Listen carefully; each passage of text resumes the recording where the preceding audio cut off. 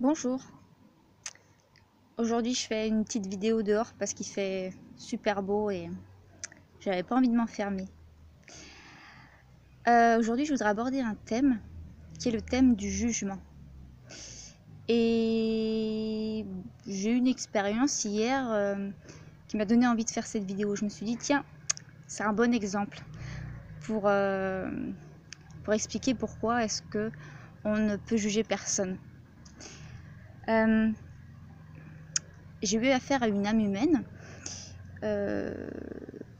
un monsieur en peine qui n'arrivait pas à se libérer de certaines choses lourdes. Bon, je vais essayer de résumer parce que c'est pas vraiment l'histoire de sa vie qui compte. Enfin, dans cet exemple-là. En fait, ce monsieur était entouré de d'autres âmes qui l'empêchaient de monter dans des plans un peu plus sympas. Donc du coup, en menant ma petite enquête, j'ai compris qu'en fait, cette âme... il y a un bourdon qui, qui a failli me foncer dedans. Cette âme avait commis des choses qualifiées de négatives envers ses autres âmes. En fait, c'était un assassin. Il avait tué plusieurs personnes. Et donc, ces personnes, à leur mort, étaient restées auprès de lui. Donc, le monsieur, quand il est décédé, il avait toute une ribambelle d'autres personnes décédées autour de lui.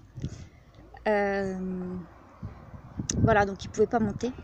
Les personnes, évidemment, qui avaient subi cela de leur vivant, lui en voulaient énormément. Voilà, donc dans cet exemple-là, c'était ce que je voulais vous dire en fait, c'est que lui, en tant qu'ancien bourreau, se retrouvait victime et ses victimes, en tant qu'ancienne victime, se retrouvaient bourreaux. C'est vrai qu'en premier lieu, le réflexe que l'on pourrait avoir en croisant cet homme-là, c'est de le juger, quoi. De lui dire ce que tu as fait c'est mal et finalement tu mérites ce qui t'arrive. Et ce serait le premier réflexe humain que l'on pourrait avoir.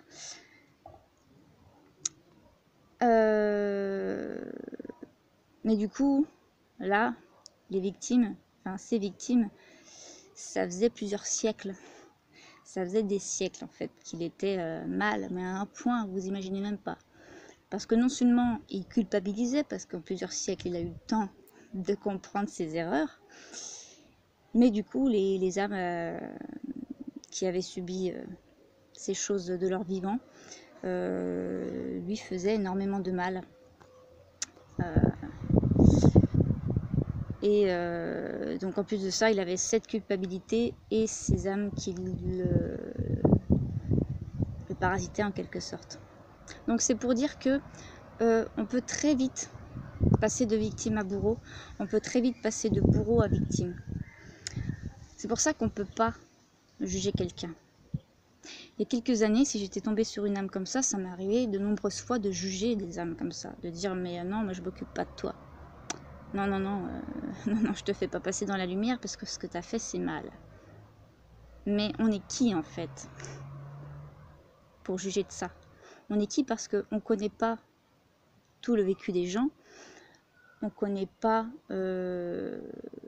leur sensibilité, on ne connaît pas leur passé, on ne connaît pas leurs conditions de vie, leurs croyances, tout ça.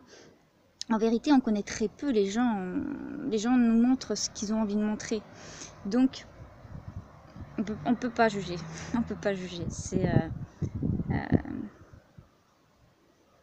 humain, c'est quelque chose qu'on fait tous. C'est quelque chose qu'on fait tous, plus ou moins. Parce que du coup, quand on a compris ce mode victime-bourreau, on se rend compte qu'on est tous On peut tous être la victime de quelqu'un et on peut tous être un bourreau. Voilà. Donc on ne peut pas juger. Si on est honnête, on ne peut pas juger. Voilà.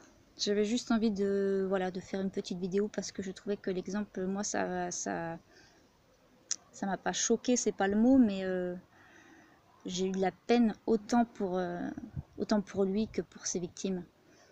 Et je pouvais pas prendre parti en fait, c'est juste impossible. Et j'avais pas envie de le faire de toute façon. Donc voilà, essayons de ne pas juger. On a des réflexes, on le fait, mais essayons de prendre du recul à chaque fois qu'on se voit juger quelqu'un. Voilà. C'était la petite leçon du jour. Je vous souhaite une belle journée si c'est le matin, une bonne soirée si c'est le soir.